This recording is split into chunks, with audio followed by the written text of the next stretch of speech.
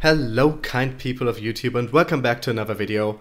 I am still moving in and out of illness and getting my cold back every couple days. So sorry if my voice disappears at any point in this video or if I start coughing or sniffling. Very sorry about that. But we do have some stuff to talk about today, so let's jump straight into it. And first up we have a coin randomly appearing that declares itself XRP Classic. And let's take a look, because this is just messy. This is just a messy situation. XRP Classic, aka XRPC, is a new coin that has surfaced on Twitter and other cryptocurrency ranking websites, and the community considers this new coin a scam. XRP community is a tightly knit community with some staunch believers. It has come together to report this copycat of XRP, XRP Classic. The new coin has the same logo as Ripple, but orange in color, and is being called XRP Classic. This article kind of repeats itself. CoinMarketCap also listed this coin on their website.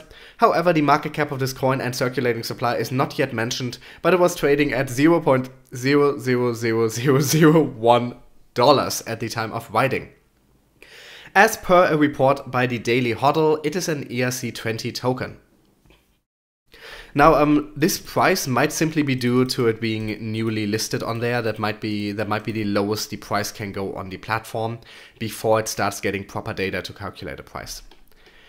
The coin is also listed on CoinGecko, another cryptocurrency ranking website. The website mentions that XRPC, not XXRP, is listed on 3 exchanges: Viz., Mercatox via trading pair XRPC USDT, Etherflyer via trade pair XRPC Ether, and Token Store via trade pair XRPC Ether.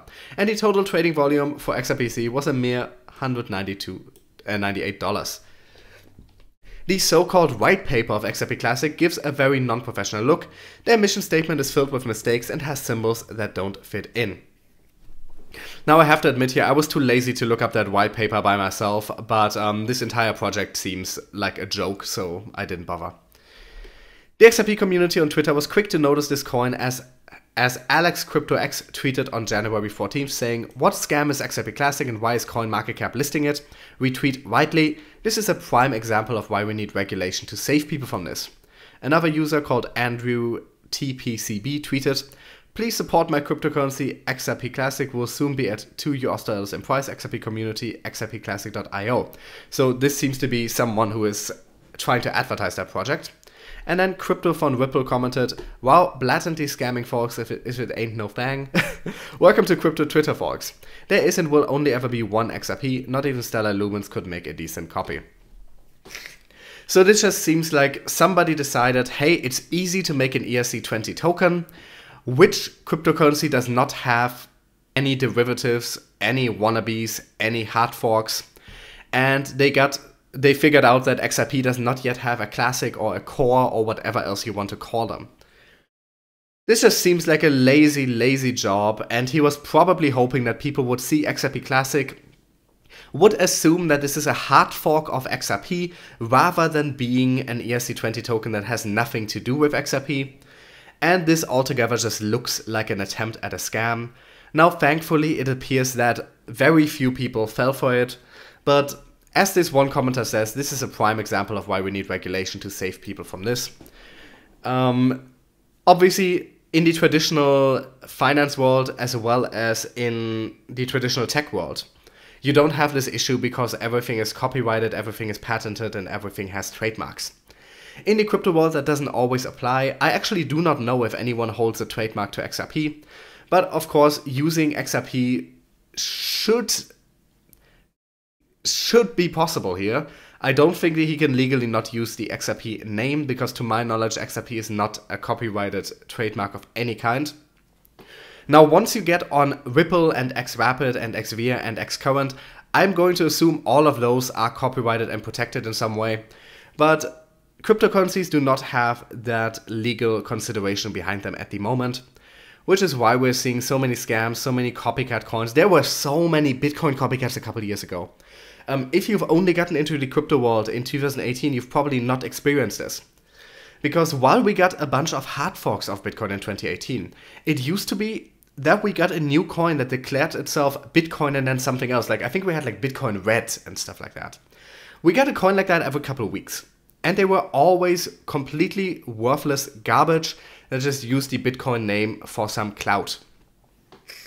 But apparently this way of thinking is still around. I'm just glad that most people have recognized this as the apparent scam that it is and have not put any money into this. Continuing on, I talked about Beam and Grin a while ago on the channel because they both use the Mimblewimble protocol and are the first two projects to actually go live with it just days apart. Now, Beam went live about a week ago, then ran into a critical issue with its wallet that has since allegedly been fixed. So that gives Grin a good opportunity to really swoop in while people might not trust Beam as much, and that is exactly what they are doing. Grin, a cryptocurrency that leverages the Mimblewimble privacy technology, has just gone live on mainnet. Named after the tongue-tying curse in the Harry Potter book series, Mimblewimble is a protocol that fuses transactions together such that they are indecipherable, even on a public digital ledger. Important to point out here, there is no such thing as indecipherable. There is only too work-intensive to decipher with our current technology. So always keep that in mind when you're talking about any kind of privacy solution, any kind of encryption online. There is no such thing as completely indecipherable. There is only not practical to decipher or impossible to decipher at our current status of technology.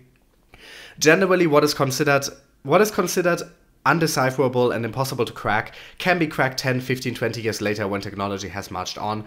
So I know this is nitpicky, but there is no such thing as completely indecipherable or uncrackable or impossible to decrypt without a password. It doesn't exist. While it has been in the works since late 2016, Grin saw its first block of transactions after the network's Genesis block appeared Tuesday at 17:38 UTC. A second block was mined less than a minute later, according to One Block Explorer.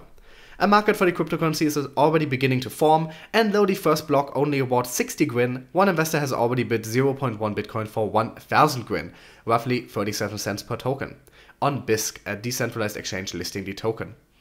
Another bid on Bitmash values the token much more highly, offering 10 Bitcoin for 1 Grin, though the buy order is for 0.001 Grin. Honestly, that just looks like someone having fun with this whole thing and trying to start the coin off at a high price. Grin is the second cryptocurrency leveraging the tech to go live on mainnet, the first being created by an Israel-based startup known as Beam. As highlighted by Grin developer Yeastplume in late October, though the two privacy-focused chains are separate, the projects are by no means in competition, with proponents at Beam even helping to raise funds at one point for Grin development. Honestly, I think this is beautiful. I've been talking on the channel so much about how we should really see all of us as a community and not as a bunch of projects that are in competition with each other. Now, a certain amount of competition will always arise when there are coins that have similar features, use similar technologies, and apply them to similar use cases. But I think this is a very good position to take here. There is space for more than one privacy-focused coin, so we do not need to attack each other if there's no good reason to attack. If you find a fatal flaw or think there's some kind of fraud going on, that is something else. But two legitimate projects don't need to fight. They can both coexist. Now, Grin is probably better situated at this current point because of the issues with Beam after launch to get a pretty decent market share in the beginning. But like I said, these can coexist. These will be in some kind of competition, but it's good to see the communities behind them being supportive of each other. You can be in competition to the point that you're trying to outdo each other without hating each other, without attacking each other, without undermining each other. There can be such a thing as friendly competition. One area where you can see that, and I just thought of this example, so I just wanted to stop for a moment, is I know a lot of you guys are gamers. I know a lot of people in my audience are gamers, and we have seen recently a lot of friendly competition. Just in the last couple of years, it has really emerged. It is very different from how it was in the 80s and 90s and even early 2000s. A lot of friendly competition between the major console manufacturers. Microsoft, Sony, and Nintendo are in competition. They are competing against each other. but they are always civil and kind to each other. Their social media accounts have been supportive of each other. There have been attempts to integrate their systems with each other to, for instance, enable people who are playing the same game on different platforms to play together. Recently at the Game Awards a couple weeks ago, you saw the 3 CEOs of the company. Oh, actually, for Nintendo, it wasn't the CEO, it was the CEO of Nintendo of America. But you saw them appear on stage together. That is the kind of spirit I'm talking about. Friendly competition, where you're each trying to do the best you can, where you're each trying to outperform the others, but without feeling the need to attack or demonize or in some way undermine your competition. And I think it's wonderful that we're seeing that between Grin and Beam, and I feel like we need more of that in the crypto world. We have all these man-children just constantly attacking each other on Twitter, and it's embarrassing. But let's get back to the article. Indeed, as stated on the official website, Grin is a fully donations-based initiative that is launched fairly, free of initial coin offering, pre-mine, or founders reward. Unlike Beam, Grin has an unfixed monetary policy, meaning it issues tokens once every second. This is meant to spur confidence in the coin as a currency, Yeast-Plum told CoinDesk back in December, adding that he didn't want to unfairly reward early adopters with an arbitrary deflationary halving schedule. This, of course, is not an attack against any individual token or coin, but against the concept of proof of work in the manner it is currently integrated. Where you can put in the same amount of computing power very early in the creation of a coin, and you could have, for the amount of computing power that now gets you 0.1 Bitcoin, in the beginning you could have probably gotten hundreds of Bitcoin. So that is essentially what he's saying here. And that is all we need to know here. Grin is officially out. It remains to be seen how it will be priced and when it will be available on more exchanges. It will of course take some time for the initial amount of Grin to be mined or created. Now let's talk about a critical exploration of Bitcoin for a moment, but you will see this isn't as negative as it sounds, and there's a good argument behind it. Pantera Capital CIO Joey Krug has written an extensive thesis stating Bitcoin won't succeed as money. He stated that cash and payments are not the primary areas where blockchain technology catalyzes a paradigm shift. While Bitcoin may become digital gold, it cannot succeed as money given its volatility. Moreover, a dynamic monetary policy doesn't exist within Bitcoin, which severely affects its volatility. Even just reading up to here, you can see a very good argument here, and I would already agree here. I've talked before about where I think Bitcoin has the potential of finding real-world application, and at the current technological point, that can of course change in the future as more development happens in second and third layer solutions. But at the current point, Bitcoin's technology lends itself to very little real-world use cases. Not none, very little. And the ones that it does lend itself to, other cryptocurrencies have superior technology at this current point. So wanting Bitcoin to become essentially used as money, used in instead of fiat currencies, or to even want Bitcoin to become the currency of the internet or the one world currency in the future, is, I think, at the current technological point, a pipe dream. But where Bitcoin might succeed is in the special position it has as an investment asset. Because Bitcoin has this image of being digital gold, because Bitcoin is being considered a store of value, and by some even a hedge against other markets. In my opinion, Bitcoin doesn't need to succeed as money. Bitcoin is not well situated to succeed as money. As he mentions here, no dynamic monetary policy. That already is a big issue. Bitcoin doesn't need to become money to be successful. Bitcoin just needs to be seen as that special, original cryptocurrency investment asset store of value. And while I also don't necessarily think that it should be considered that, the reality is it is being considered that, and that is where it currently derives its value. He further stated that the Beam network has a good chance of tackling the issue of money. No comment from me here, I haven't looked into why Beam would be so much superior there. Headed by Joey Krug and Bolt founder Ryan Breslow, among others, Beam, not to be confused with the Mimblewimble implementation, aims to pursue the original vision of crypto payments. Now keep in mind here that he is involved with both companies. Bitcoin created the ability to send money around the globe cheaply and easily without having to trust a third party. Cook went on to discuss several revolutions: the information revolution sparked by the printing press, followed by the telegram, the telephone, radio, television, and finally the internet. What's fascinating is that the internet encompasses all of these revolutions into one. You can stream music, videos, send messages, engage in online payments, access and publish content freely. This leads us to the conclusion that the internet formed the backbone for the information revolution. And he goes into more issues here, including liquidity. I think this article kind of starts going off on tangents and we don't really need to talk about it further, but I saw a lot of people attacking him for this thesis. I have not read the entire thing because, as it says, it is relatively long and I think we get the core points here. But as outlined here, he is not wrong, and there does seem to be some underlying element of trying to promote his own project by attacking Bitcoin here, and I don't appreciate that part of it. But he's not wrong when he says that Bitcoin doesn't have the best chances of being used as money. Bitcoin has other attractive features about it, but as it stands, I see very little compelling arguments for a future where Bitcoin will be used as an everyday currency.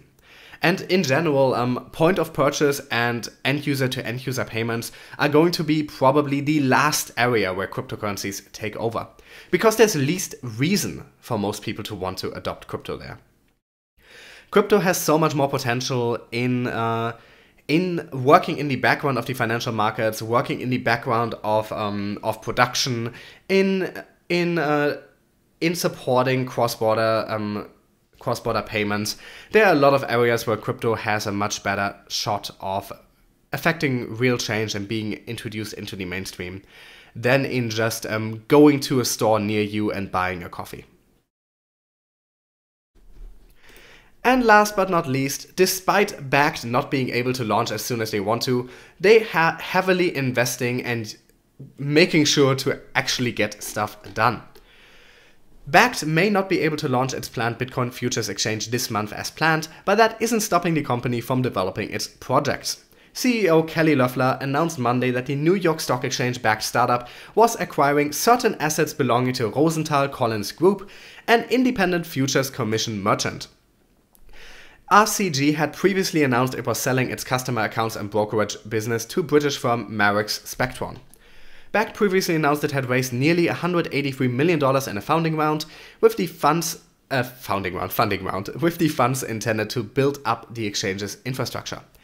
The acquisition will help Bakkt improve its risk management and treasury operations, Loeffler wrote, adding that the deal will also help improve Bakkt's anti-money laundering know your customer operations.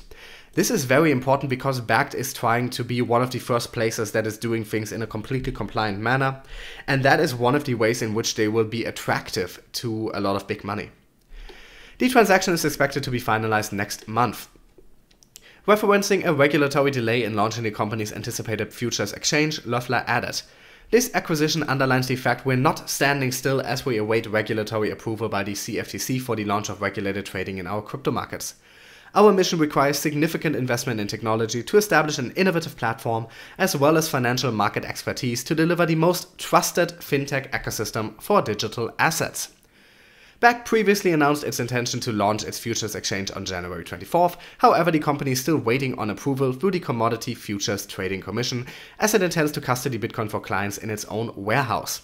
The CFTC must first start a 30-day comment period, allowing the general public to weigh in on the proposal, which the regulator has yet to do. Keep in mind, part of this reason is almost certainly the government shutdown in the US. This means that Bakkt will not be able to launch on January 24th. Loeffler's latest announcement did not include a revised estimated launch date, because of course they do not know yet. But I think this article is pretty self-explanatory, and honestly this is more about just the fact that they made this acquisition than my personal opinion, because I don't think I really need to provide a lot of context or opinion here. And with this, I'm going to end this video. As always, thank you so much for watching. Because I'm still a bit under the weather, I'm not putting out multiple videos a day right now. We definitely have enough news that I could make at least one more video today, but I just need to be careful not to ruin my voice, so I hope you guys understand. All the links to the articles in the description, as well as links to my social media pages and ways to support the channel if you enjoy my content and feel it brings value to your life. If you don't want to or can't send any money my way, that is perfectly fine. I would appreciate if you just left likes and comments under my videos. It really helps my channel get discovered, and especially in this extended bear market, it is very hard for crypto channels to grow on YouTube. So if you leave likes, comments, if you watch my videos to the end, if you share my videos with friends or on social media, or if you turn off your ad blocker when watching my videos, all of that really helps my channel develop. So I would really appreciate if you did any of these things. Thanks for watching, and I'll be back with another video tomorrow.